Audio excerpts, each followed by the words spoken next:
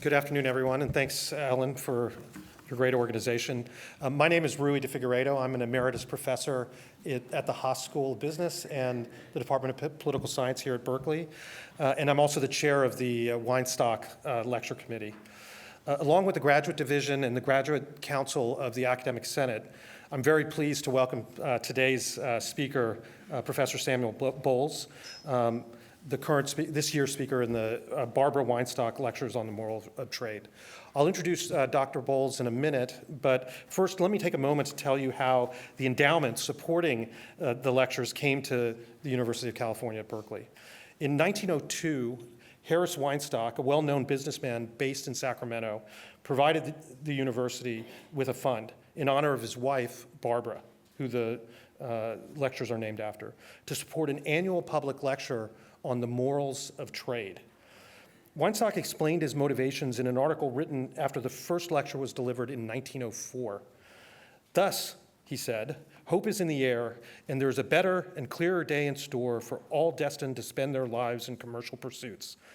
The thing to do at this hour is to accelerate the movement and to bring this hoped-for day as near to our own as possible. The California University Lectureship on the Morals of Trade is a small effort in that direction. Others who've delivered the lecture include consumer advocate Ralph Nader, member of the British Parliament Neil Kinnock, Nobel laureate Amartya Sen, former U.S. Secretary of Labor Robert Reich, former Secretary of the U.S. Department of Health and Human Services Kathleen Sebelius, and most recently, nutritionist and author Marion Nestle, and then last year, Governor Jennifer Granholm, who was a two-term governor of the state of Michigan.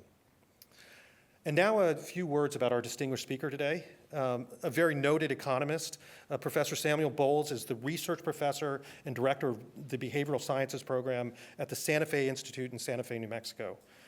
He's published prolifically in many journals, including Science, Nature, The New Scientist, American Economic Review, the Journal of Theoretical Biology, Antiquity, the Harvard Business Review, and the Journal of Political Economy, amongst others.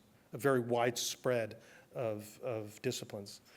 He's also published a number of books, including A Cooperative Species, Human Reciprocity and Its Evolution, 2013, Microeconomics, Behavior, Institutions, and Evolution in 2006, and his most recent book, The Moral Economy, Why Good Laws Are No Substitute for Good Citizens, which was published in 2017. He's currently working on another manuscript called Equality's Moment, The Origins and Future of Economic Disparity and Political Hierarchy. With a global team of researchers and teachers, he's also developed a new introduction to economics that demonstrates the power of modern economics to illuminate problems such as growing inequality, climate change, innovation, wealth creation, and instability. A year-long, highly interactive e-text called The Economy is open access and freely available to anyone in the world with internet connectivity on their phone or other device at www.core-econ.org. Professor Bowles received his bachelor's degree from Yale University, his PhD in economics from Harvard University. He's advised South African President Nelson Mandela, Dr. Martin Luther King Jr., U.S. presidential candidates, including Robert F. Kennedy and Jesse Jackson. And in 2006, he was awarded the Leontief Prize for his outstanding contributions to economic theory.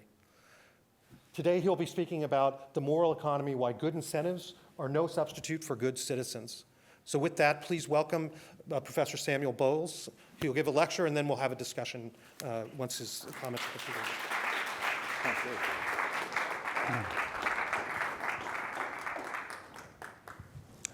Well, I got to say, the morals and trade and the moral economy sound like an oxymoron, doesn't it? I mean, there's something a little jarring about somebody who gives a grant to study morals and trade, at least in economics, where we try to separate these issues as much as possible. But I'll try to convince you that's a mistake. The picture in front of you is a fresco in the town hall in Siena, where I often teach. And it's a representation in the 14th century of good government. Notice it's a secular image. It's, if you look carefully, you can see it's an image about commerce and peaceful intercourse among people. The constitution of the town of Siena at the same time made it quite clear. It said the city must be governed by men who love peace and justice. So the marriage of morality and good governance was the basic idea of that period, an idea which came to be displaced, particularly in economics, in the years later, a story which I'll tell, and then try to reverse before we're finished. It's a long story, so let me give you the basic idea first, just a few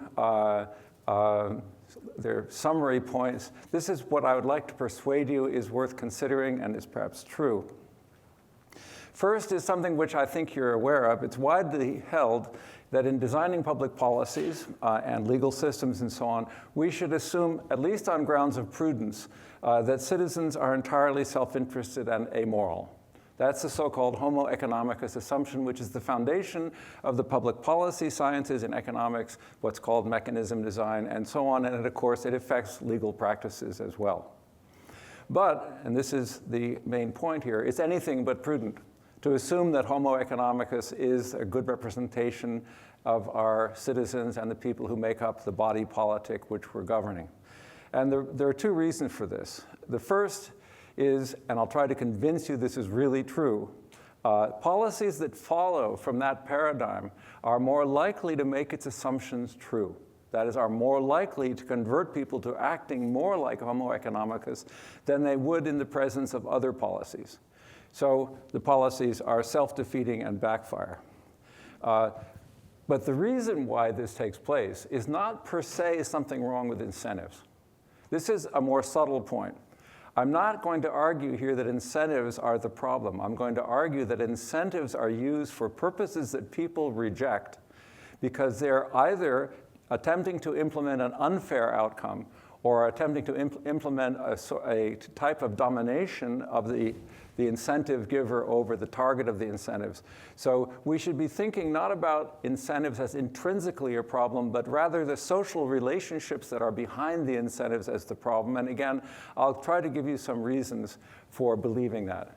And finally, in economics, we have a field called mechanism design in which we think of very clever ways of defining new property rights, new incentives, new constraints, and so on, whereby we can implement good outcomes no matter what the people are like. I'll return to this theme later, but the conclusion that I think I will convince you of is no matter how clever we are in designing incentives and property rights and so on, that alone will never be sufficient for good governance in facing the kinds of problems that humanity now faces, such as climate change, mounting inequality, economic instability, political violence, and so on.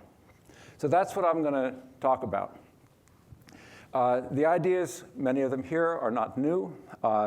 It begins in the social sciences with Richard Titmus's book called The Gift Relationship, in which he said the commercialization of blood and donor relationships represses the expression of altruism and erodes a sense of community.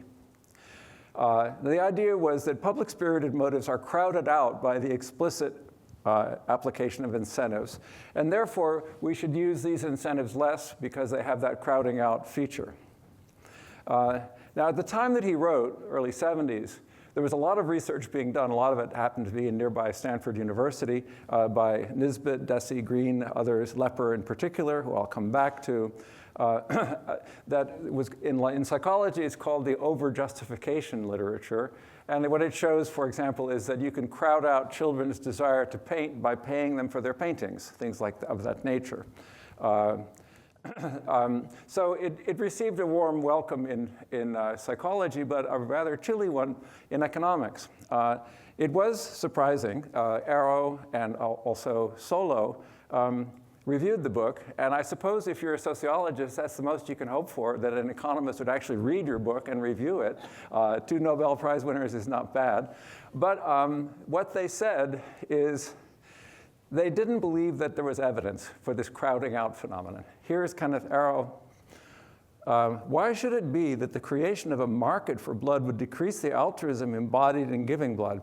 I did not find any clear answer in Titmus. I see no real evidence that the presence of a commercial blood supply decreases the amount of altruism. I had the same reaction. I read the book with great interest, and I didn't think that he made his case. Now, of course, since then, a lot has changed. The skepticism announced by these two great economists, Arrow and Solow, was on the basis of the fact that at the time, there was very little evidence that the kind of moral incentives that Titmuss was talking about were important. And there was even less evidence that they would be crowded out by the use of incentives. So Arrow and Solow were on good grounds, and Titmuss was essentially making a good argument that turned out to be probably correct based on later evidence. In fact, an unpublished dissertation the same year that Titmuss wrote made a pretty good case for the fact that Titmuss had been right, though Titmuss had been unaware of this dissertation. Now, since then, in economics, a lot has changed. And here I'm going to refer to things going on within economics. Bear with me because I'll come back to them in the course of the talk. So if you're not familiar with the themes, they'll come around again. The first is obvious. You all know about this. There's now a lot of experimental evidence in economics that these moral incentives or ethical principles, other regarding preferences, generically called social preferences, these are important as a basis for behavior. It doesn't mean they're important instead of self-interest. Self-interest is also important. But there's no question on the basis of the experimental evidence that our introspection and our natural observation around us, which says to us, yes, other motives matter, that is now strongly confirmed in the experimental evidence. Equally important, but a little less obvious, economics has now taken up the idea as the norm that when I contract with you for something, the contract is probably incomplete. If I hire you, for example, or you hire me, the contract says I'm supposed to show up on time and obey the supervisor. It doesn't say what work I'm supposed to do. Now, why is that important? How does that get norms into play? It gets the norms into play directly, because if I hire you, I care about your work ethic. If I loan money to you, I care about whether you're telling me the truth about what you're going to do with the money, because the contract of a lender to a borrower is also incomplete. So because most contracts are incomplete, including very important ones for credit and labor, for example, it now becomes obvious, even to economists who have resisted interdisciplinarity, it becomes obvious that the exercise of power and the salience of social norms is a part of very conventional economic problems, like what's the wage, what's the interest rate. Now finally, perhaps even more esoteric to those of you who've never heard of the Lucas critique, the Lucas critique is a very important intervention in economics. And it said, when you design an economic policy, you have to take account of the effect that that policy will have on the beliefs that individuals in the society have about what's going to happen next and how the government will behave. In other words, when you design a policy, don't take the beliefs of people as exogenous. They'll be affected by the policy. Well, all I'm doing here is I'm taking the Lucas critique, and instead of applying it to beliefs, I'm applying it to norms and values and saying, when you implement a policy, don't think that the preferences which existed before you had the intervention are going to be around later. And I'll come back to that. Now, in response to these three things, some economists have rediscovered Aristotle. At least that's what they said. I suspect that some of them just discovered Aristotle. But if they did, probably the thing they would like to read most is the following. This is from the Ethics. Lawgivers make the citizen good by inculcating habits in them. And this is the aim of every lawgiver. If he does not succeed in doing that, his legislation is a failure. It is in this that a good constitution differs from a bad one. Now notice, it's not this is a characteristic of a good constitution. This is the characteristic of a good constitution. This is the sine qua non of a good constitution. Teaching the public to be good citizens. Now, this gives us a dilemma then. If Titmuss is right that incentives compromise the kind of values that we would hope to have in a citizenry, then what is Aristotle's sophisticated legislator supposed to do? Because by now, Aristotle's legislator knows that incentives are essential. You're not going to run a society without incentives. You're not going to abolish markets. So we set up a little tension here between Titmuss's insight and Aristotle's view of politics. Now, there's one way out of this. Maybe we don't have to worry about this. Economists are really of the view that we can do without Aristotle's values. That's the way we do our public economics. I started to trace where this idea came from. And it really comes not from the meaning of an important body of work, but rather by a supposition that has been adopted by great thinkers as a thought exercise. Think about this. This is Machiavelli. I'll come back to the rest of the quote in just a minute, but the important part in red is, all men are wicked, hunger and poverty make them industrious, and laws make them good. Does that sound familiar? That's the idea that we can organize a constitution on the basis of the incentives, based on hunger in this case, to induce people to do things which will add up to the social good. Now, it's not that, of course, Machiavelli was not saying that hunger makes people good. He says hunger makes people act as if they were good, and that's good enough. Now, there are many others who had this idea, a contemporary of Machiavelli, Marsilio, but also, if you think about the way Hobbes posed the problem of order and limited freedom in what was then modern society, Mandeville, Hume, Smith, Bentham. Bernard Mandeville, famous in economics for a wonderful book that he wrote, The Fable of the Bees. This is what he had to say about the relationship between vice and governance.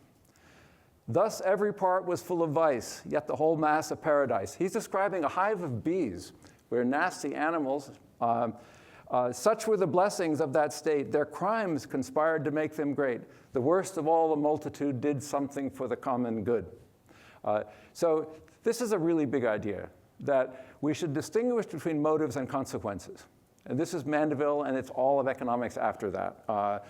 He wrote it about bees because it would have been too scandalous at the beginning of the 18th century had he written it about humans. In fact, he got into a lot of trouble as it was. What happened in the hive was that the hive was a scandalous hive, and everything worked out pretty well.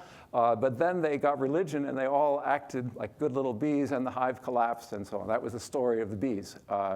Now, the subtitle of one of the editions of his book was Human Frailties May Be Turned to the Advantage of Civil Society and Made to Supply the Place of Moral Virtue.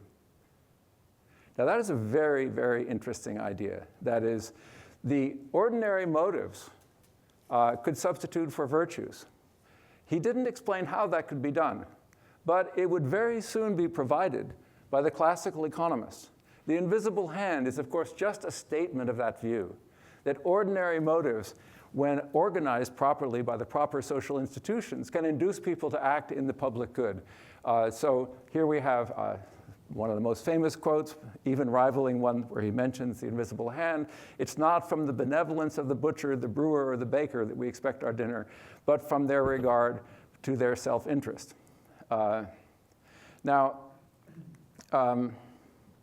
This view was taken up by people at the time. Hume, of course, preceded Adam Smith by about half a generation. And what Hume said about policy making and constitution making really epitomizes the way modern economists have thought.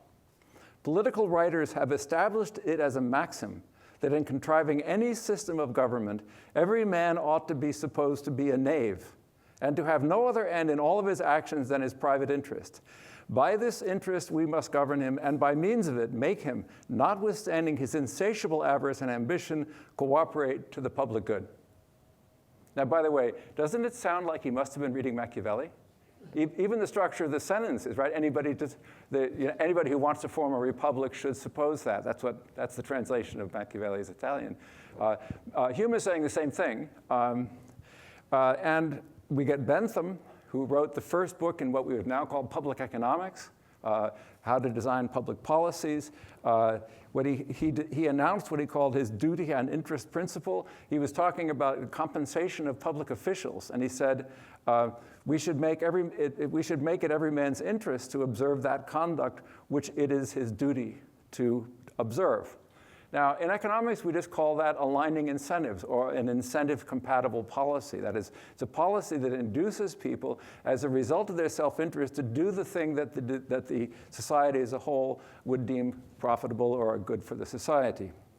And once again, these two statements here are about not making people care about their morality or the benefits they give to others, but rather giving them private incentives to do so by the clever design of public policy. And so, what happened during this period from Machiavelli through to Bentham was that good laws replaced good citizens as the sine qua non of good government. We could displace Aristotle's concern by the design of good principles. And that was, by the way, a very key idea in Machiavelli's discourses, not the Prince, but in the discourses. That's what he's really saying. The thing that we have that we can do is we can design rules which will induce people, as he put it, of ordinary humors. We could induce people of ordinary humors to conduct themselves in a way that contributes to the public good. And this is really a big idea right up to the present. I think it's familiar to you, but this is a wonderful editorial from 1988 from the New York Times, a previous financial crisis. Program trading, index arbitrage, and so on. Go on about this, but the key line is this. Perhaps the most important idea here is that to distinguish between motive and consequence. Derivative securities attract the greedy the way raw meat attracts piranhas. But so what? Private greed can lead to public good. The sensible goal for securities regulation is to channel selfish behavior, not to thwart it.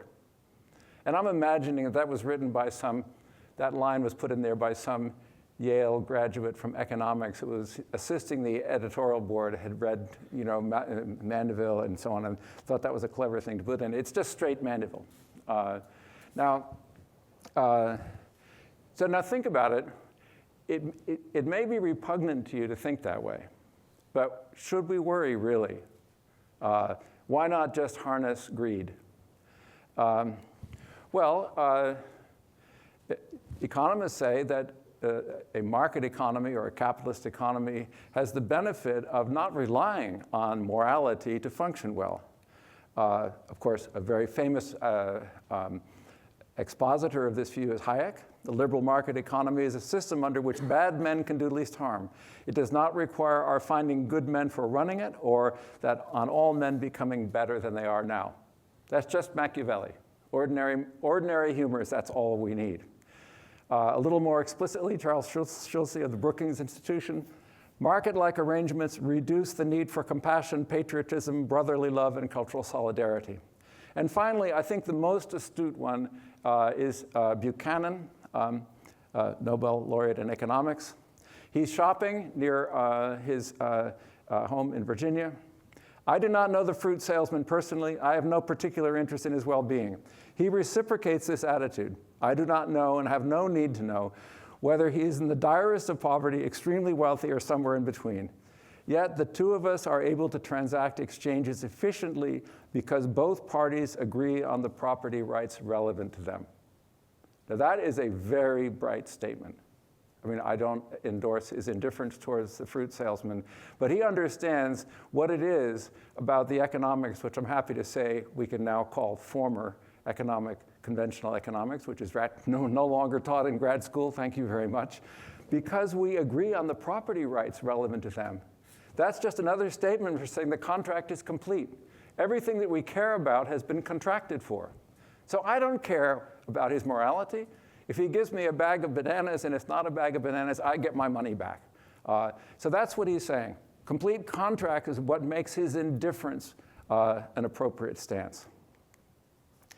Well, but economists have had, you may wonder why I said it was X. Did you wonder? It is X.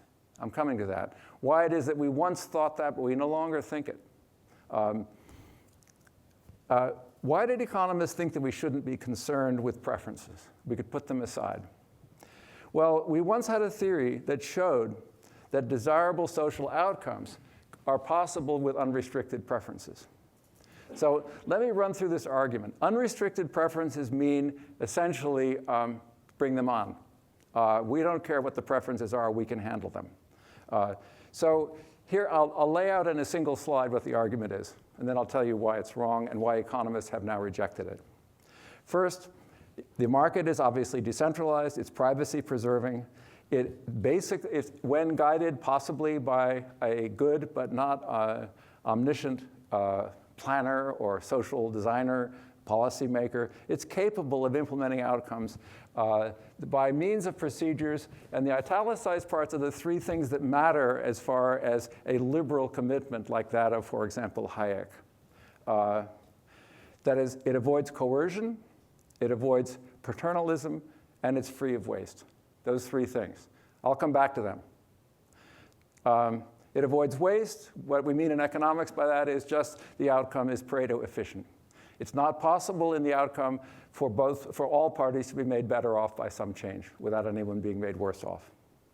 So that's the rather minimalist view of efficiency, which is part of this liberal commitment. It avoids paternalism.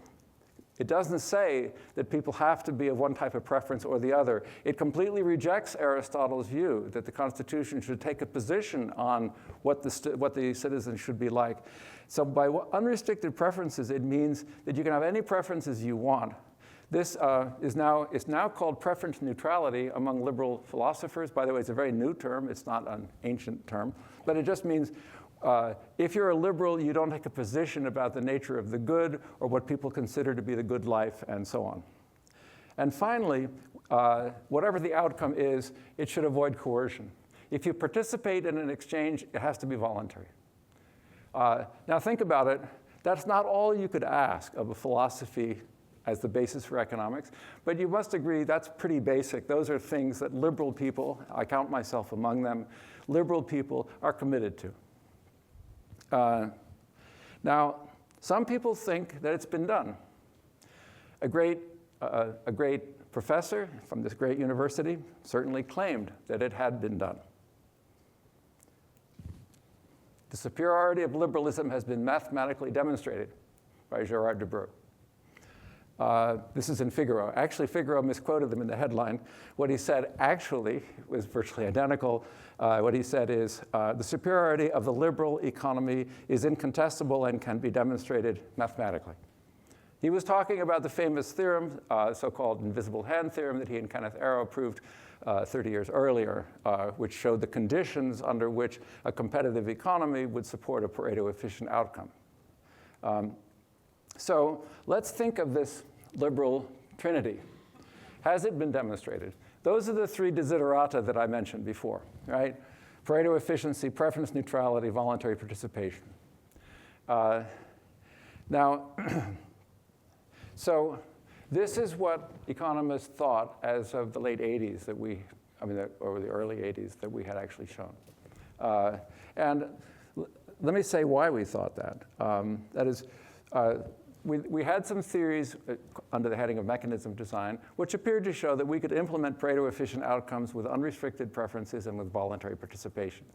But that hope turned out to be false. 4 decades of mechanism design and a good number of Nobel Prizes for these results showed, and I'm summarizing here what the Swedish Nobel Committee said in awarding the prizes, the first time the really big mechanism designers got prizes. The implementation of Pareto-efficient outcomes in the absence of complete contracts is generally impossible for unrestricted preferences. If participation is voluntary, and there's a limit on the extent of penalties that may be imposed, excluding physical punishment, imprisonment for debt, and so on. That's the result of this body of work. Now, there are many parts of it. Getting people to truthfully tell what their preferences are or their capacity turns out to be not incentive compatible. That is, you can't design a way that does that if there are more than two options. That was shown in '75. Private voluntary exchange, even when you have complete contracts, does not implement efficient outcomes. That was shown by Meyerson and Satterthwaite and Chatterjee and Samuelson also in the late 80s. Now, as a result, the mechanism design literature has, for the most part, abandoned the Pareto criterion entirely. And what it does, it talks about something called incentive efficiency, which means the best you can do given the preferences, which obviously means that then preferences are important. It's not, they've abandoned the idea, the strong idea of Pareto efficiency. And these are the guys, Hurwitz, Meyerson, and Maskin, who won the prize for their contributions to this. Now, a number of people have worked on this problem, and I want to say that this is a trilemma, not a trinity. And the idea is you can have any two vertices, but not all three. And I'll show some results on the edges about why that's true and what you lose if you do, for example, you can have Pareto efficiency and voluntary participation, but you can't have preference neutrality. So if you have that one and that one, that's Huang there. What Huang and I showed is you can have these two, but only by violating preference neutrality. If at least one, by the way, it's not true that both of the agents have to be honest or altruistic, just one, but they have to be sufficiently so. So you have to violate the idea that bring them on when it comes to preferences. You can have voluntary participation and preference neutrality, but this is what Chatterjee and Samuelson showed. Then there'll be unrealized gains from trade. And you can have Pareto efficiency and preference neutrality, but only by a very clever mechanism which requires people to commit to making a trade before they find out what the deal is, in which some of them, once they find out what the deal is, they won't want to be part of it. So that violates voluntary participation. So I conclude that attempt failed, and it failed a long time ago. Interestingly, the paper from Figaro in which De Breu was quoted was exactly the time these papers were coming out. And De Breu, was extremely on top of that literature, to his wonderful credit. Why he said that to Figaro, I can't imagine, because the house of cards was collapsing right in those years. I mean, the date in Figaro was 84, and these papers were all in the early 80s. Now, so virtue, to use the old style expression, it is still essential. And this is especially the case where relevant information is not verifiable. The non-verifiability of information is what gives rise to incomplete contracts. If there's some kind of information that either is lacking, so-called asymmetric information, or even if present can't be used in a court of law to enforce a contract, then you will have an incomplete contract, and then all of these problems will arise, and norms and other things will become necessary. Now, it's also the case that imagine a state that had the capability of implementing a system whereby contracts would be complete. That would be an extremely invasive state, capable of collecting information from you, which is now it cannot be collected. In other words, trying to make all the information about your life verifiable in a court is exactly what most liberal people on privacy grounds would resist. So making the liberal economy, that is the neoclassical model, which was supposed to be the economic basis of the liberal philosophy, making it work is a dystopic vision, because it would require contracts to be complete, which would require a state that no liberal would ever accept. Now, other regarding preferences, ethical commitments become important. And here we have Arrow again, once again, getting it right. 1971, he wrote this. The process of exchanges requires, or at least is greatly facilitated by the presence of several virtues, not only truth, but also trust, loyalty, and justice in future dealings. Again, still Arrow. In the absence of trust, opportunities for mutually beneficial cooperation would have to be foregone. Norms of social behavior, including ethical and moral codes, may be reactions of society to compensate for market failures. Once again, he's got it right, except suggesting that we had market failures before we had morals is a little bit ahistorical, because clearly human beings had morals long before they had markets, and therefore they couldn't have had market failures. But I'll set it aside for the great and sadly departed economist Kenneth Arrow. Now, let's think about where economics went wrong. The classical writers assumed something that nobody's really put their finger on. They did not assume that people were selfish, far from it. They didn't assume that preferences were somehow outside of economics or exogenous. I mean, think about it. Hume's moral conventions. Hume, who said we should act as if people were knaves, the next sentence said, "It may seem odd to you, reader, that something which is a true axiom for politics should be false in fact." That's what he said. We're going to assume this and we know it's not true. Or think about Adam Smith's theory of moral sentiments. Very aware of that. Let's go back to Machiavelli. It's necessary to anyone who would organize a republic and its laws in the republic to suppose that people are wicked. He didn't say people are wicked. He said you should adopt this assumption if you think people are, if you're going to design a constitution. We want a, or as Hume would put it, we want a knave-proof constitution. We want a wicked-proof constitution. And in fact, Machiavelli went on and on about how societies were well governed where they have high levels of morals. He was, people misunderstand what Machiavelli was all about. Read the discourses, not the prince. So they were very aware of the importance of norms. But they did make the following assumption.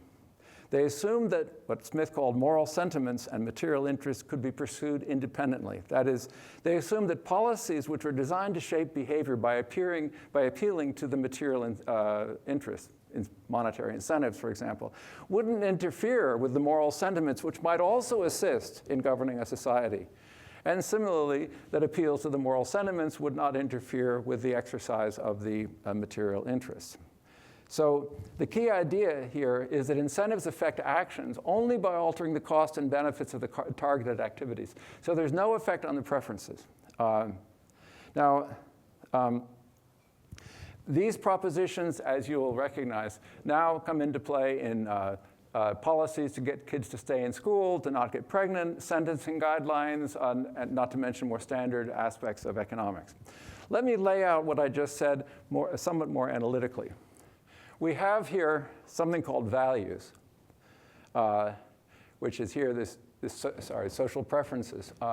Suppose there's an incentive maker, a designer, social planner, I call him, and she wants to affect the action, the pro-social action on the right. She has some incentive that she can impose, a tax or a subsidy or something. And that would affect the material payoffs, and that will have a positive effect on the right-hand term, pro-social action. The problem is that people have social preferences which might have led them to take the pro-social action anyway in the first place. And that's not a problem. The problem is the arrow going downwards from incentive down to social preferences. If that arrow is negative, so that the incentive has a negative impact on social preferences, then you have a problem. So let me lay out. The total effect is the direct effect. That's the top route going through the benefits and costs. The indirect effect is the effect going from the incentive to the social preferences and to the pro-social action. Typically, economics has ignored the lower route. And in recent years, we've found out that the lower route really matters.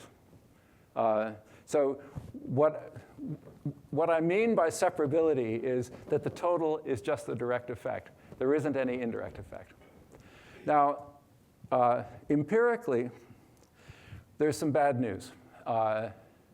The firemen in Boston in 2001, just before Christmas, got a message from the fire commissioner who said that he'd noticed that the people calling in sick tended to get sick on Mondays and Fridays, and he found that very irritating.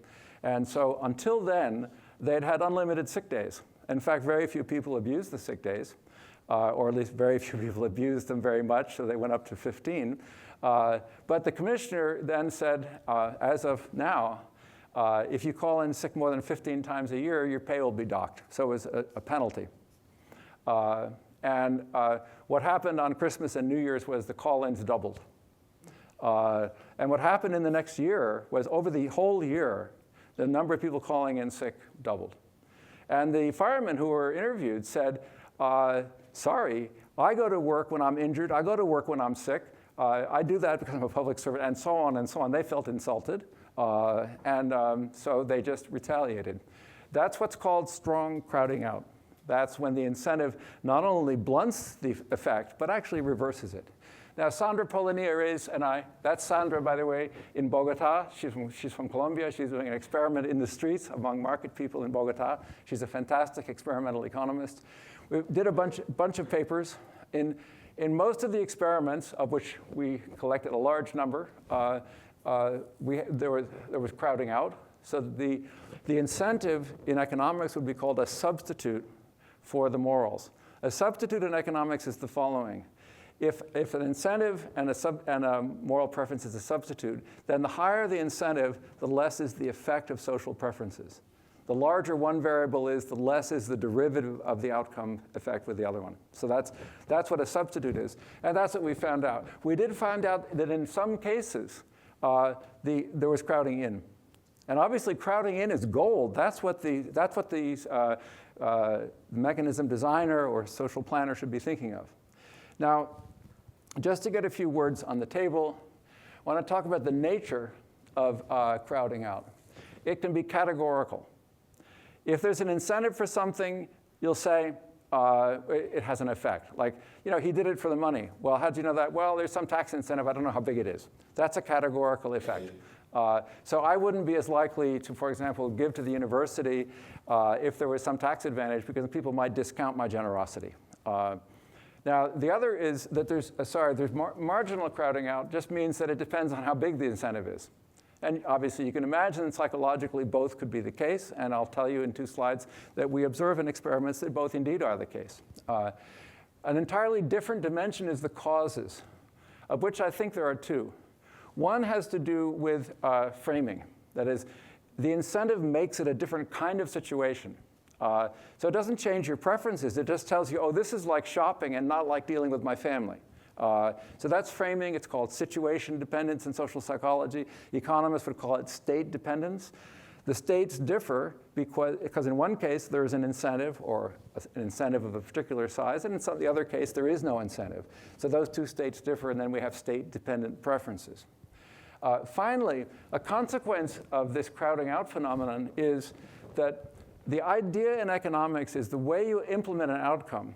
You have some Nash equilibrium which is somehow not okay, and you want to change it. Well, what do? Well, you change the situation so that there's a new Nash equilibrium which has the desirable features. That's called in mechanism design implementation by Nash equilibrium.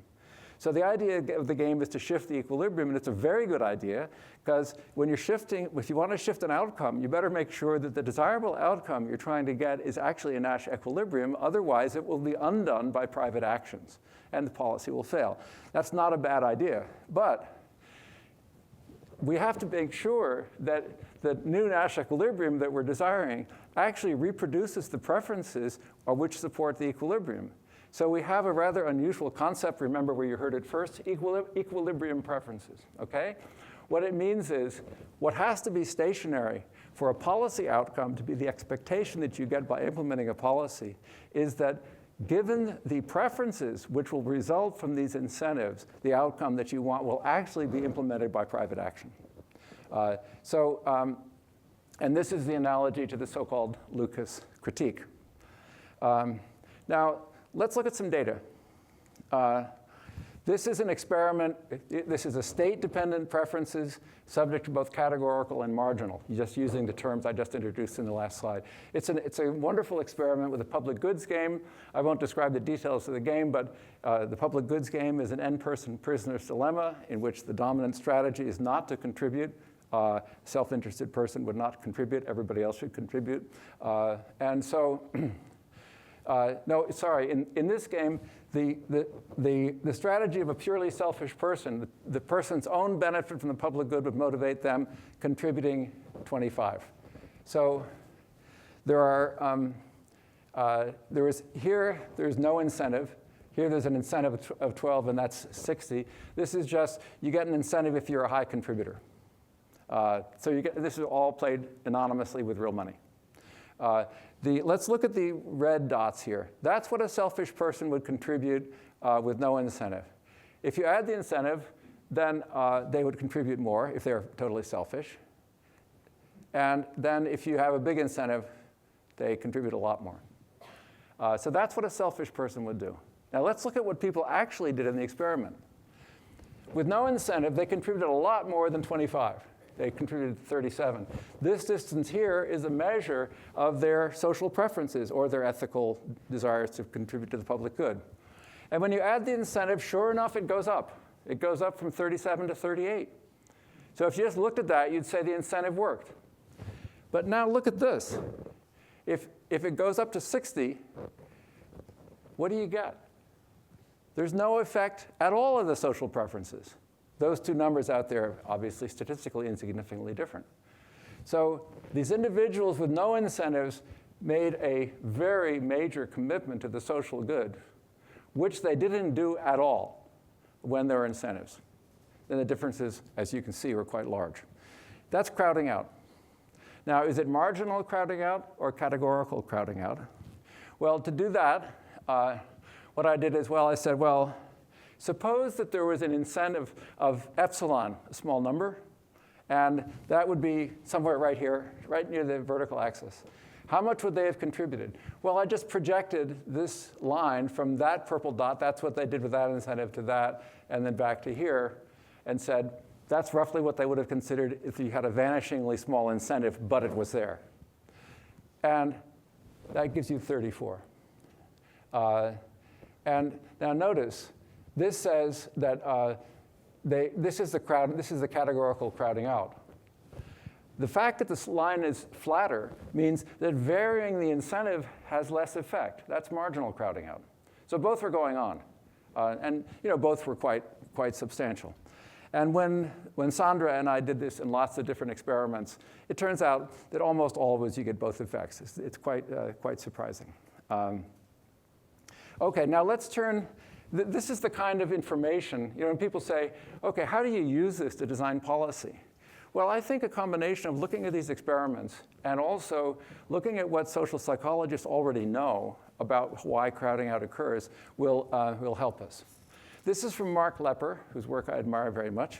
That's the social planner. It suggests how complicated his in that case, task is. Leper says this: the multiple social meanings of the use of tangible rewards are reflected in our everyday distinction between bribes and bonuses, incentives and salaries. They carry different connotations concerning, for example, the likely conditions under which the reward was offered, the presumed motives of the person administering the reward, and the relationship between the agent and the recipient of the reward. Yes, that sounds right. That sounds like something economists should pay attention to. So let's look at some actual policies. We have rural Colombians, and they're playing a public goods game. And these are real rural people, not students. And the game was designed to look like how much stuff are you taking out of the forest, because they were deforesting a place. This was an experiment by Juan Camilo Cardenas, who intervened there in Colombia before he became a grad student. He only found out later that he could publish papers on this. He was trying to change whether people could cooperate and not deforest the place. When he came to grad school, he got a couple of publications from stuff that he was doing primarily because he was a community organizer, which is very nice. If you look here or there, this is the game played, and they. What the vertical axis is, how far did they deviate from what a selfish person would do? Now, the ideal thing for all of the society would be deviated by 6. And the entirely selfish person would have deviated not at all. And so they were kind of in between. So this says round after round, they're kind of halfway between being the sinner and the saint. Then he stops the game here, and he says, okay, the group that's black are going to be subjected to a fine if they take out too much. They'll be monitored, and if they're discovered to have taken out too much, they'll be fined. The group that's red are going to be allowed to communicate with each other verbally, and then after that, the game is played anonymously. So you see what happened here. At first, the fine worked exactly. They exactly implemented the social optimum, which is to deviate 6 from what a selfish person would do. And as time went on, they went right down to 0.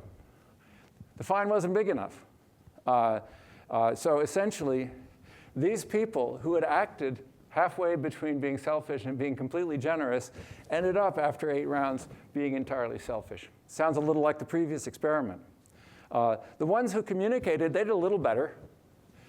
These red dots here are a little better than those. So they did surprisingly not well to me. It was a class-divided society, and these groups were of different classes, and they didn't communicate very well. There's some great stories I could tell you about that.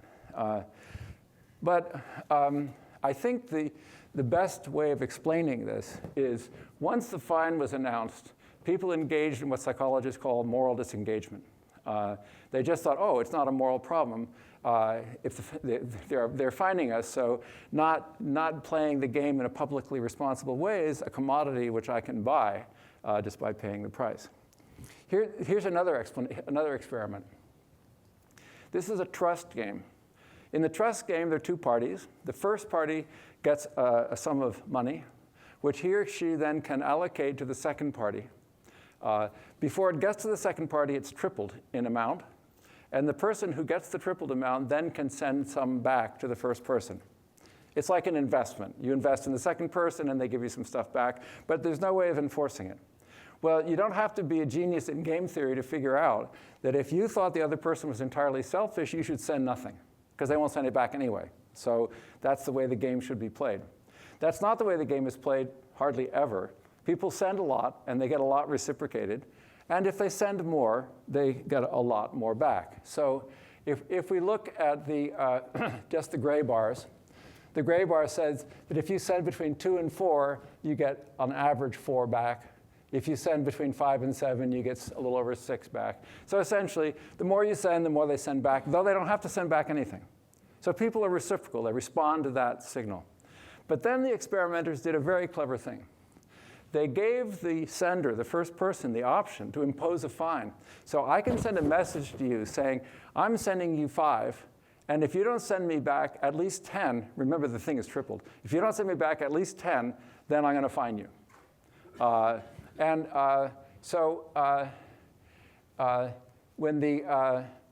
When the fine was imposed here, the black bars, that's what happens. Now look at the black bars. What do they tell you? Much less reciprocity. They're not reciprocating. So imposing the fine should improve the situation because you're improving the incentives. That's what economists are always trying to do, to get the thing closer to a complete contract. But the closer you got, the farther people came from the thing which would maximize the well-being of the two summed. But then, an even cleverer move was the experiments gave the option to say, you can impose a fine, but you can publicly say, I'm not imposing it. So here's 5. I can impose a fine, but I'm not going to impose a fine. And then what happens? Look at the white bars. That's what happens when. Now, why did that change anything? What changed? The fact that the fine was possible, but you didn't impose it, allowed you, the first person, to signal to the other person, I trust you. It said, I'm not trying to get the most out of you. So it was, this tells us something about designing institutions. A little change like that allowed a piece of information to be transmitted in a truthful way. I'm going to go past this because I want to get to, but there's just a summary from a paper that Sander and I wrote about how everything works. After I published this paper in Science, I guess it was in 2008, Thomas Schelling, unfortunately also departed, wrote me this note. Dear Sam, your article in Science, blah, blah. I worked in Washington in the White House in the executive office of the president from November, blah, blah. These were exciting and stimulating times. People worked long hours and felt compensated by the sense of accomplishment, and I believe a sense of personal importance. Regularly, a Friday afternoon meeting would go on until 8 or 9 when the chairman would suggest resuming Saturday morning. Nobody demurred. We all knew it was important. We were important. Sometime in '52, I believe it was, President Truman issued an order that anyone who worked on Saturday would receive overtime pay. What happened? Saturday meetings virtually disappeared. Well, that's crowding out. President Truman was just introduced to the crowding out phenomenon, or the chairman of the committee. Now, other people who have real responsibilities face this problem. Consider the tax collector somewhere near Hyderabad. A number of people were not paying taxes, and so it's too small to read. What he did was he hired a bunch of drummers to go outside the houses of the people and just drum outside the houses. And he sent along a couple of clerks with computers in case the people decided to pay up their taxes. It turns out it was very effective. Now, why was that effective? It was effective because actually people know they're doing something wrong by not paying the taxes, and they don't want to be seen in that light by their neighbors. Drumming taxes out of the recalcitrant taxpayers. This, by the way, I mean, I'm sure the guy invented it himself, but look at this. This is a picture from the 14th century, early 14th century, of what's called a charivari. A charivari in Europe was a method by which communities enforced moral standards on people by gathering outside the homes of the miscreants, the baker who charged high for bread when there was a bread shortage, the person engaging in sexual misconduct, and so on. It was very often women. They almost always had musical instruments or some kind of sound-making equipment, and you still find charivaris in Europe, mostly on New Year's Day now, just as celebrations. So this thing about shaming people into compelling into conforming with social procedures is an old idea. Now, it's been carried out also. This is I love the town of Bogota. This is the mayor of Bogota, by the way, a mathematician and philosopher, former rector of the university. When he became mayor, he had a very serious problem, which is tremendous traffic fatalities on these so-called zebras, these striped things. Bogota was really notorious for this, and it was a very serious problem. And what did he do? He hired over 100 clowns to go and ridicule drivers. And there they are. You can see they're, and they were very aggressive and extremely funny. And then everybody talked about it. And then he also he appointed what he called the Order of the Zebra, which was a bunch of taxi drivers. They were the worst offenders. The 100 taxi drivers who got compliments from the pedestrians and so on. Then they had a little zebra where they could carry it under the car. There was a lady of the zebra. One of the taxi drivers was a female, and so on. So what was going on? I mean, and he did a lot of things like this in terms of water shortage and so on. Interestingly, he did not reduce the enforcement by ordinary police. In fact, he upped it a little bit. And so this was a combination of making this a moral issue, how you drive, and then also for the real recalcitrant, making sure they didn't get away with it. By the way, which is another part of that great fresco in Siena. Go and have a look. It's not about the virtues only. It's also about getting the cops and the virtues to work together. Well, I'm going to close with what I think we may have learned about some of these cases. This is an iconic experiment. I didn't put it first because you'd all say, oh, we all know that. This is an experiment. It wasn't actually an experiment done in Haifa, Israel. People coming late to pick up their kids at the daycare. I think any economist here has already heard about this, but if there's anybody in the room who hasn't, I'll tell you a few of the details. A sign was posted saying, as of tomorrow, anybody coming more than 10 minutes late will be fined. Actually, the fine happened to be 10 new Israeli shekels. And they counted before the lateness, and then they counted afterwards. The groups with the fine are the dark line, and the groups without the fine are the open squares. And as you can see, what happened is once they imposed the fine, people doubled the amount of coming late. And not only that, they aborted the experiment here in week 17, not surprisingly, because it was inducing a lot of lateness. And what happened was lateness continued. Now, there are lots of ways of interpreting this. But I think the simplest way, the most parsimonious way, and the way I think is true, the title of the paper is A Fine is a Price. A fine is a price. A fine is a price means a price is something, if you pay for it, that's it. Nobody's going to arrest you on the way out of the store if you paid for the good, right? Fine is a price. Okay, so what fining people for coming late is you turn lateness into a commodity. Step right up. If you want to pay 10 Israeli shekels, fine. Now, if you want to ask me if it had been 100 or 1,000, would they have come late? Of course they wouldn't have come late. That's not the question. The question, of course there is some incentive which will get people to come on time, but that particular incentive wasn't enough to do the job. And that experiment is talked about a lot. But think about this. Think about another fine. It looks identical. Ireland imposes a small tax on plastic grocery bags. It was preceded by a huge media campaign about don't trash the emerald aisle and so on and so on. Within 2 weeks, no one was using bags. I mean, it was an extraordinary elimination of plastic bags. Plastic bags were like wearing a fur coat in Berkeley. I mean, you just didn't do it. But it's the same.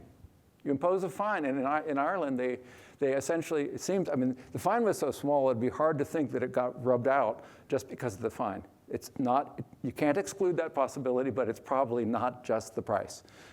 It probably crowded in social preferences somehow. Now, there are lots of differences that we might draw upon, but I want to come back to Bentham, who I chided before, because this is in the Morals and Legislation, a very wise thing that he says.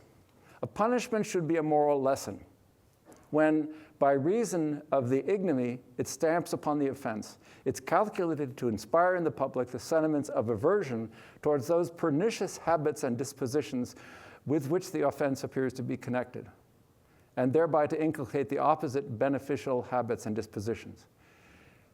So a fine is a lesson. It's not a payment. It's teaching something. A punishment is supposed to be a teacher. Well, who does that sound like? That's Aristotle. That's Aristotle saying, in doing this, we're trying to sustain or create a population of citizens capable of good governance. And that's what the Charivari is all about, too. I don't want you to go away from this thinking that fines are wrong, and the Irish case suggests that that would be a mistake. Here's a case. This is a public goods game in which here's the standard game. You can contribute or not. You can contribute 20. People start by contributing 2, and then it goes basically down to 0. So people people lower their contribution because other people are not contributing, and the only way they have to punish them is by not contributing themselves. Then here at period 10, you change the rules and you say, after each round, you'll see on your screen, not the names, of course, but the numbers of all the people in your group and how much they contributed. And you then have the option of taking some money out of your own kitty, out of your own pocket, and reducing the finding of somebody else. We never use the word punishment, of course. We just say you can pay to reduce the finding of somebody else. So they start off a little higher, and it goes up. Now, what happens in here, those places there, is there are a lot of people not contributing much, and people are punishing. By the end of the game, everybody's contributing a lot and nobody's punishing. Now notice, that's a very small change in the rules. It had a huge impact. Here, there were a few selfish people who were driving this downwards because the ones who would have liked to have contributed were getting angry because the other people weren't contributing. Over here, possibly a small number of people who were civic-minded and willing to actually punish the others were driving the equilibrium. Now, there's a wonderful puzzle here, by the way. This game here is a public goods game in which the dominant strategy is to not contribute. That means whatever anyone else does, what you should do if you're maximizing your self-interest is don't give. This game over here, the punishment game, is the same game. Punishment's a public good. The dominant strategy about punishing is you shouldn't punish. Let somebody else punish. So in the second round, people should have been as selfish as the first. It's a very interesting characteristic, and I think there are good evolutionary reasons why we have this, that people here were acting selfish, but when it came to the ability to punish people who were breaking rules, people are very happy to participate. It would take us somewhat far afield to explain why that would be true evolutionarily. If you compare these two games with which you're familiar, the top one I just described, and this was the one in which the incentives drove out reciprocity. So that's a contrast, right? In one case, finding people over here, finding people was leading people to contribute more. They didn't contribute less when they got fined, they contributed more. And in the lower one, the prospect of a fine made people less reciprocal. So in one case, it seemed to be building up social preferences, the top, and the other case not. Well, I was able to look into why this experiment worked out the way it was. Remember, I can give you 5, and then I can say, I want 7.5 back, then we'd split the total. Or I could say, I want 10 back, then I'd get most of the total, right? The ones who were greedy were the ones who were being negatively responded to. So the negative response was not a response to incentives. It was a response to greed. The ones who were saying, I'll fine you if you don't split it 50-50 with me, were not negatively affected. So there's a lesson there that it's not the incentive per se. I'm going to run through, these are all things that, I want to go back to Aristotle. Okay. By the way, this was during Aristotle's lifetime, but I do not know that he was involved. But the date's right? So there's a mission to set up a colony in the Adriatic because of the Etruscan pirates. And the ships had to be recruited from private lives. The ships were owned, and the crews, there's a huge operation. There was like 200 ships and horses and soldiers and sailors and so on. And the people who were wealthy were appointed to deliver a fully equipped ship to the port, Piraeus. Fairness was assured. This is amazing. What the council said is, okay, these things were called liturgies. I'm not sure why. Hundreds of them were given out to wealthy people and said, you have to produce this ship, you have to do that. Now, here's how fairness was ensured. Brilliant. The liturgy was allocated in the following way. Suppose I got a liturgy, but I happen to know that Michael, who didn't get a liturgy, was wealthier than me. I go to Michael and I say, Michael, take my liturgy. And if he refuses, then his alternative is we exchange our wealth. Got it? I'm a citizen. So the Citizens Council doesn't know how wealthy he is and how they just thought I was wealthier. But I know, I'm his neighbor. I don't know how many cows he has or whatever. So I go and I say, you take my liturgy or I take your cows. That's mechanism design at its best, because it's using private information, the fact that I know he's wealthier than me, to essentially allocate the burdens of this thing. So this was a set of incentives which were fair.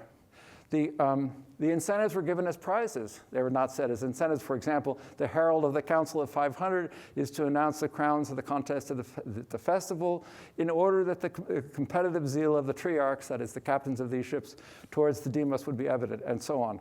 A clear public purpose was stated. Substantial fines for those who didn't do it were imposed. Now, think about if the Athenians, instead of 2 economists, had designed the Haifa daycare experiment. It was 2 economists who did it. And they did great work. It's a wonderful experiment. So the Athenians, in their time machine, they got to Haifa first. And how would they have done it? Well, this is what was on the door of the daycare centers in Haifa. As you know, official closing time, blah, blah. As of next Sunday, fine of NIS 10 will be offered. So that's what the economists did. And the Haifa people, they didn't make it in time. But here's what they had planned to put on the door. It would have said, the Council of Parents wishes to thank you for arriving on time to pick up your children. Since this reduces the anxiety that the children sometimes feel and allows our staff to leave in a timely manner to be with their own families. We recognize that all parents who have a perfect record of unblemished by lateness for the next 3 months with an award of 500 NIS. To be given at the annual parents and staff party with the option to contribute your award to the school's Teacher of the Year celebration. Now, do you think if that's what they'd had on the door, they would have had people coming later? I don't think so. We haven't run that experiment, but if the Athenians had just gotten there first, it all would have worked out a lot better. Now, the economy and society into which we're now entering couldn't be farther from the world of James Buchanan dealing with his fruit cellar. We're not living in a world in which we agree on the property rights being transacted. We're not living in a world in which everything that matters that goes on between us is covered by a costlessly enforceable contract, whether it's secondhand smoke or climate change or epidemic spread or hiring a worker or giving a loan or taking a loan. And so think of the 18th, 19th century. The sinews that connected the world was trade in grain and steel. That's not what connects us today. We do that, but it's also sneezes and burning carbon and all kind of other things that will never be subject to contract. So obviously, the economist's job until now is extremely valuable still, perfecting incentives which will work even in the case of self-interest. But these will fail if they compromise moral commitments that are necessary to govern a modern society in which incomplete contracts is just a very dangerous kind of utopia. Now, securing a sustainable and just future will require that we take seriously, as Aristotle did, the kinds of moral development that we are engaging in our society. I don't underestimate how troubling this is to any liberal, and I'll say twice now, and I count myself among them, who sees this as also a problem in society, a society which could be dominated by the commissar of culture and so on. Let me end with a hopeful thought. I had the word core next to my name, Curriculum Open Access Resources for Economics. This is a new introduction to economics based on modern economics, not on what's in the textbooks today, which is mostly something that came from the 1980s. We take, for example, incomplete contracts as the normal case, market failures as the standard case, and so on. It's available on your telephone. You can get it right now if you want. I will not count it as being impolite. core-econ.org. There it is up there. It's around the world. It's already accepted as the standard course at the Toulouse School of Economics, thanks to Jean Tirole, and at the UCL, the top economics department in the UK, and one of the top in Europe, Humboldt University in Germany, and so on. And it's also available in a book form. Crazily enough, a publisher agreed to publish it, even though it's available on everybody's telephone. It's a very new way of teaching and learning economics. It's highly interactive. I mean, we're digital first. We didn't do a book. We just did a platform. And we also have a course called Economy, Society, and Public Policy for non-majors, also being used at graduate level of public policy courses. And we have a new course also called Doing Economics, which is a fairly sophisticated teaching of how to handle data on economics using a lot of the economic arguments and cases in these other books. But it's basically a data handling in R. And it's very popular among students because students understand now that knowing R is really an important thing to have on your CV. So that's it. Thanks to all of my collaborators, and thank you for coming.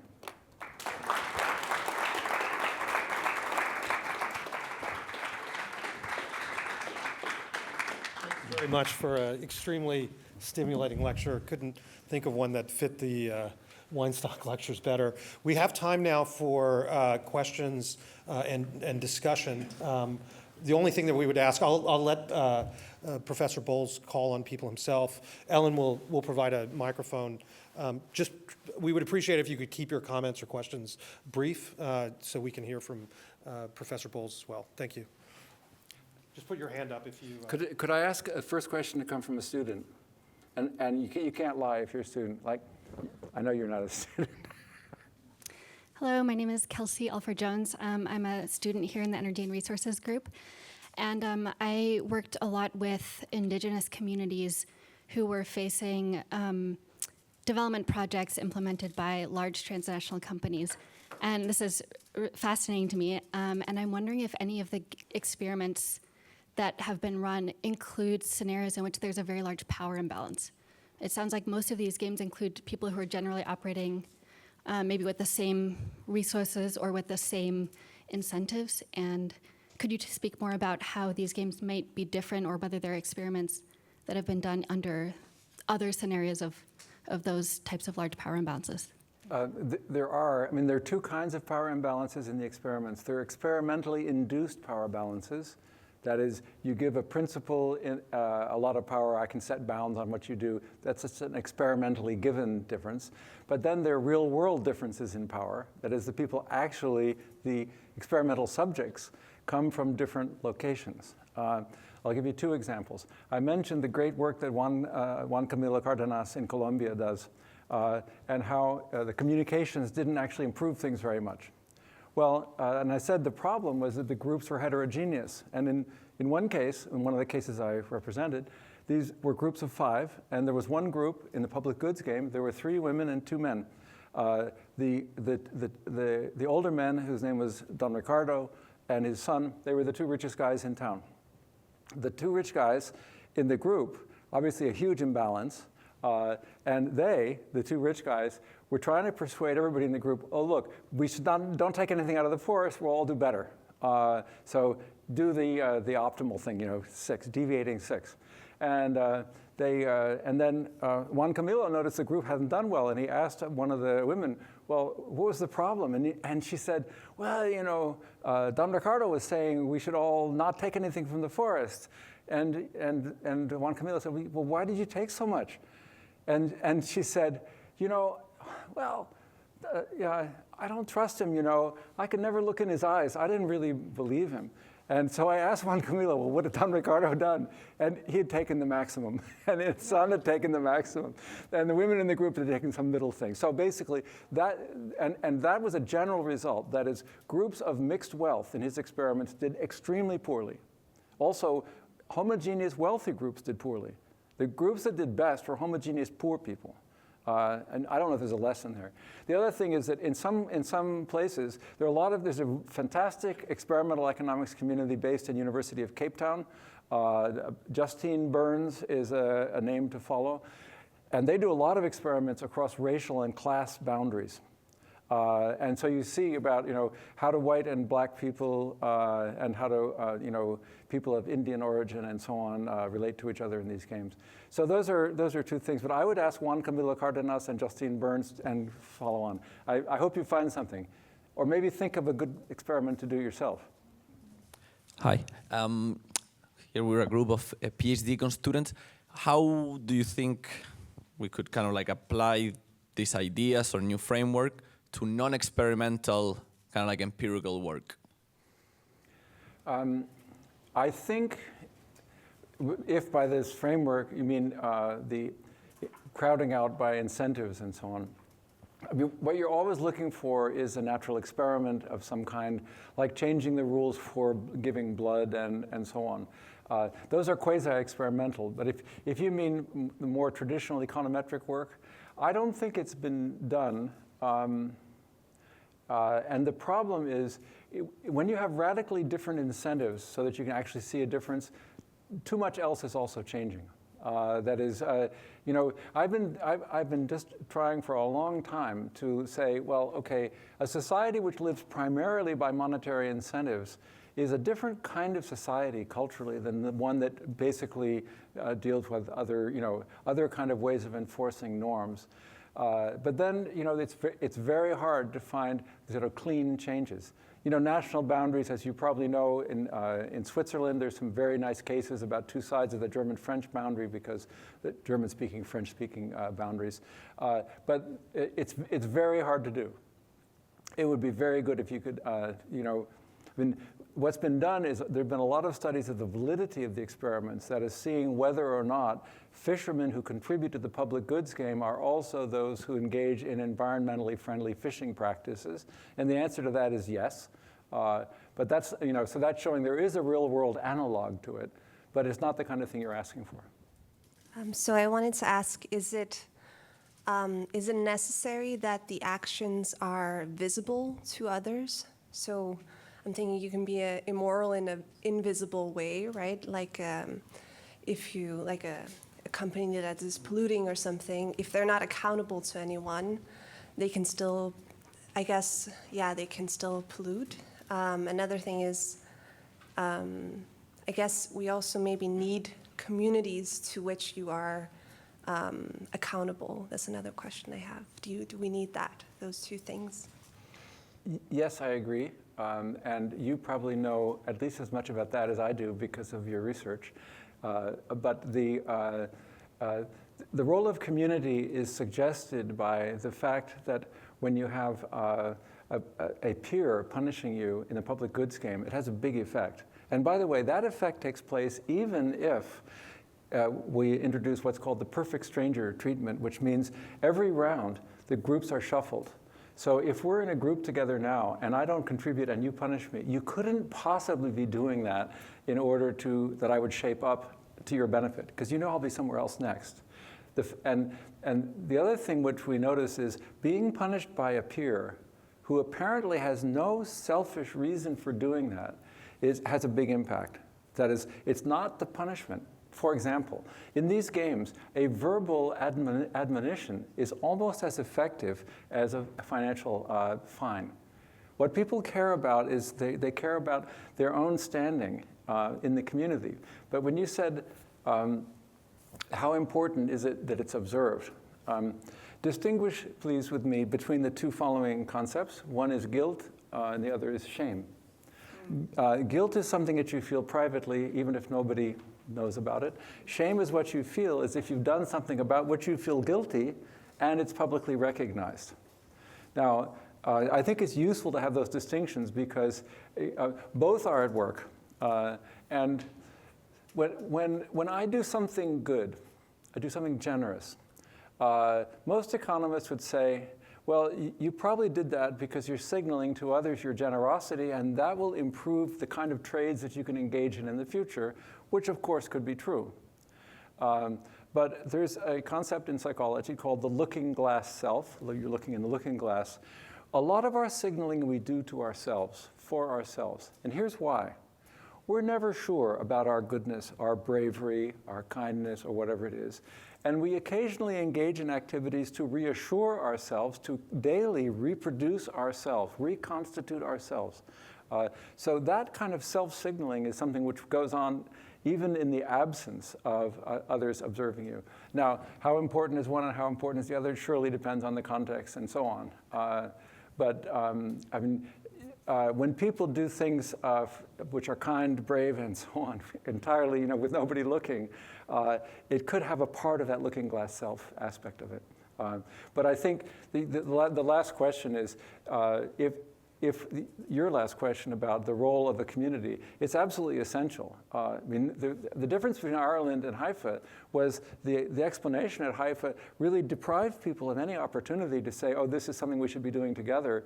Whereas for accidental reasons, the deal by which the law got passed in Ireland had as part of it a massive publicity campaign which said, look, we Irish people are all in this thing together, garbage bags are really anti-Irish and so on. So it was a notion of an us that was implementing that. What you said was very interesting, but I would like to ask, one of the tenets in Buddhism is right action independent of the results. And do you have any comments on how all you've been saying tonight might work in a Buddhist community? I have thought about that. I spent a lot of time in India when I was a youth, and I was very attracted to Buddhism. Unfortunately, I think one of the leading experts in the world on Buddhist economics was just sitting behind you, and unfortunately she left. So we should ask her. I think that the idea of doing good, because inconsequentially, that it's not for consequential reasons, but because it's the right thing to do, I think that's a lot of our morality. And in economics, the term other regarding preferences is used. It means I'm doing this action because I have concern for you. And so the way that's done in mathematics is, well, I have some benefits of my action and I care about the benefits of yours, so I put some little extra next to your benefits. Well, that's a lot of what generosity and being a good citizen is. But a lot of it is not that I'm doing something like I'm transferring something to you. I'm doing something because it's the right thing to do, deontologically, that is not consequentially. It's a fundamental aspect of Buddhism. And I think, for example, a lot of the self-signaling is actually reassuring ourselves that we are good quite apart from who's looking. And so I think there's a missing set of terms in the way, at least in economics, we think about these things, because we're always, if we get away from Homoeconomicus, then what the individual is putting a weight on someone else's well-being instead of being a moral being in its own right. And both are important, obviously. Kind of maybe a little bit of a more bizarre question, but I'm thinking of, you mentioned Buchanan, and you're sort of, I wasn't clear if you're sort of trying to create sort of like this comparison between a past time when economics was simpler, it tapped into simpler relationships, right? And now, particularly as someone that likes to do comparative studies that incorporates the past. Couldn't say Buchanan's relationship with the fruit vendor be problematic, say the fruit vendor spit on the fruit or something like that, right? This idea that like Buchanan tapped into this particular economic phenomenon that is, as you mentioned, related to the property and the belief that,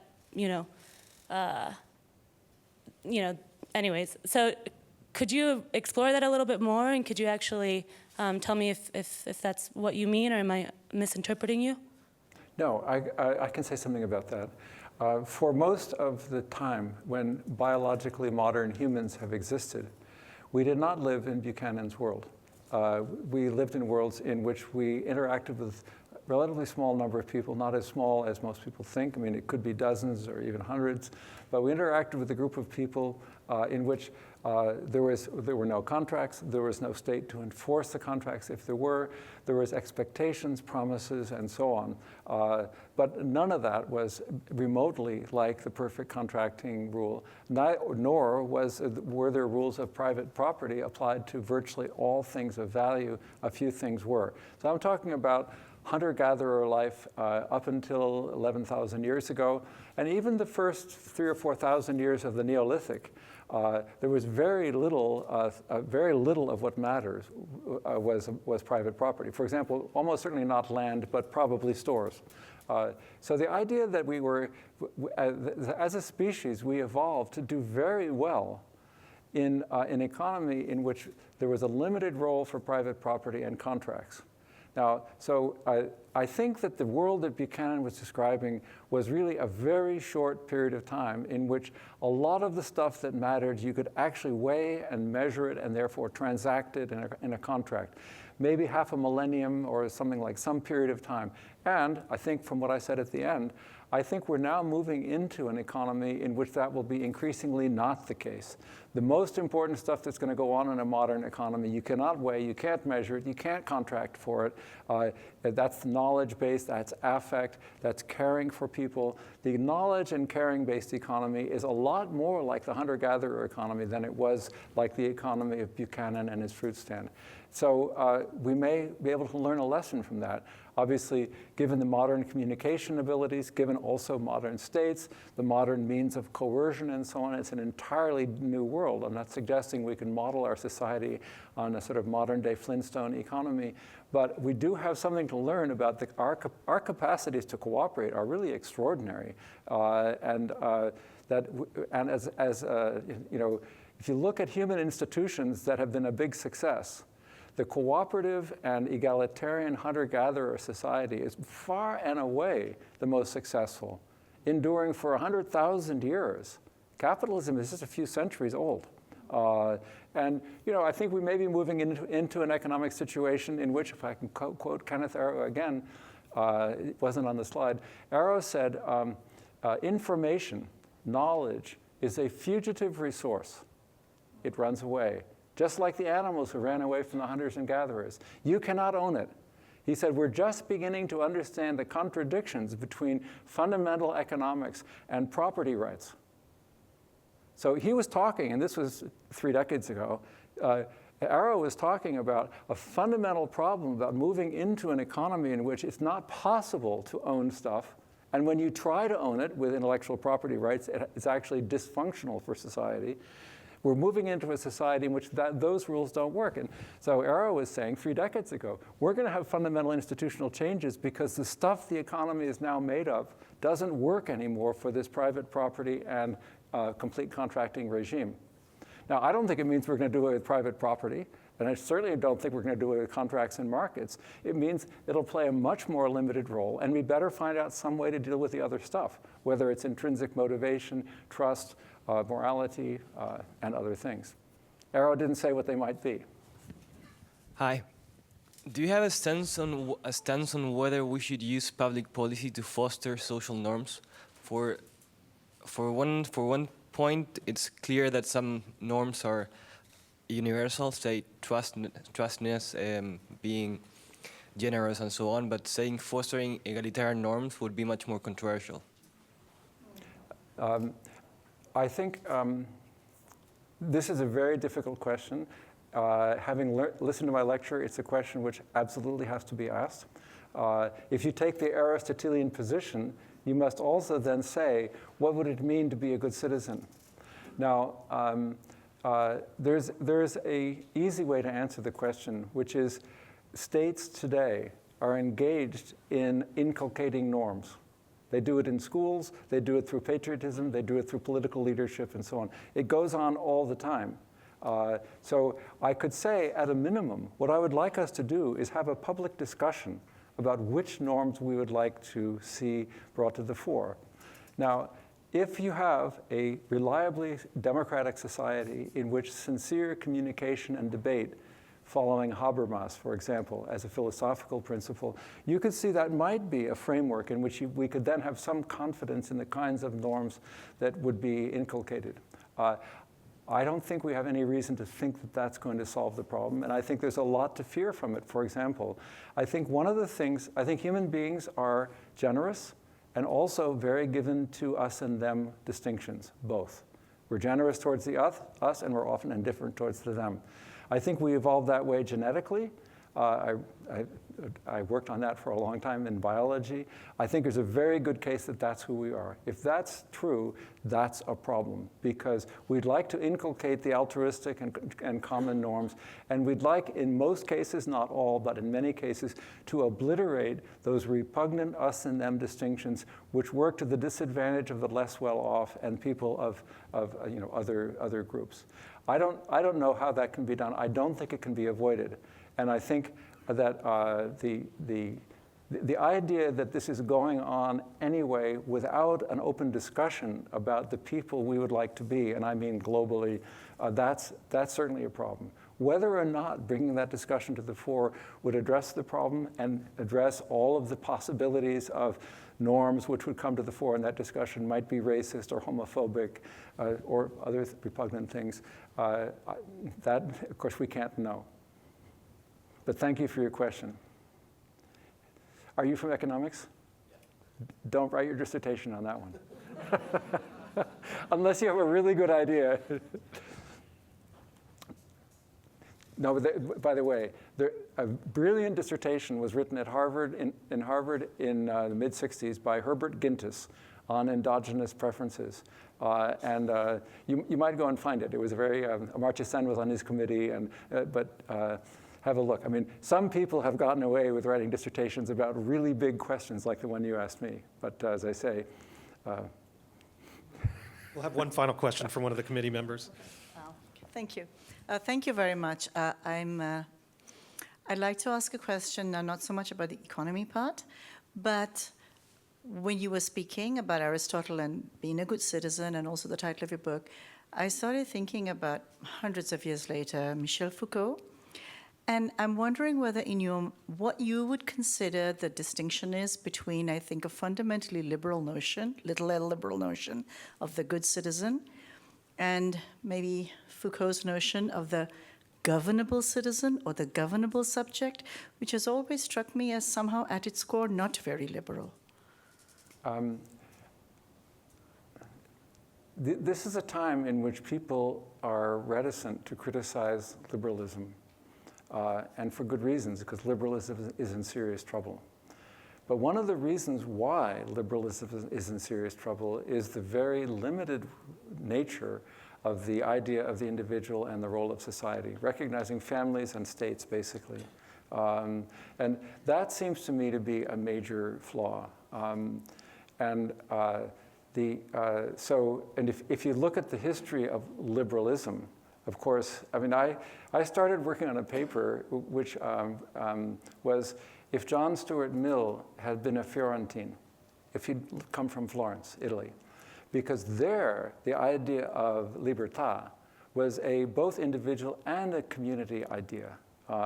And that was a fundamental philosophical commitment of those places. Machiavelli was, by the way, Machiavelli of the Discourses was a very good representative of that.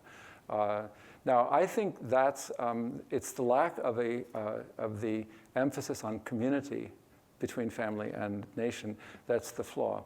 I don't know whether, how that relates. Why don't you say, what do you think the relationship between that, the governability good governable individual of Foucault is? I mean, I'm sure there are other people who know much more about Foucault than I do, but I always interpreted Foucault as saying that, laws and norms and schooling, which you referred to, is to make people sort of docile, live harmoniously according to the convenience of a stably functioning society. And that doesn't carry the connotations of individual autonomy, agency, and liberty that the liberal vision of the good citizen typically carries all the way from Athenian times, which I thought you were more hearkening to when you spoke. That's all. I think that this is a long story. If you think of early liberalism, it was a body of thought that defended the weak against the strong and advocated for tolerance. And for example, even the early advocacy of property rights, remember, it was advocating private property rights against states that were run by the elite and run by the rich. So that, the idea of private property rights was a defense against a state which was an autocratic state of the rich. And so if you think about a lot of early liberalism, it had a definitely less powerful outsider. Then at a certain point, obviously, political liberalism married economic liberalism, laissez-faire, and that was the beginning of the current troubles of modern liberalism. That turns out to be a very unstable marriage because it went through, as you surely know, liberalism was not democratic. It became democratic early in the last century when the working class and women got the vote. And now we have a situation of a politically empowered working class which is living under an economic model which is destroying their communities and essentially serving them very ill. Well, that's a dangerous, dangerous situation. And that's, I recently wrote a paper called The End of Liberalism. There was, by the way, it's not a prediction. The double entendre was intended. The end of liberalism used to be defense of the weak against the strong.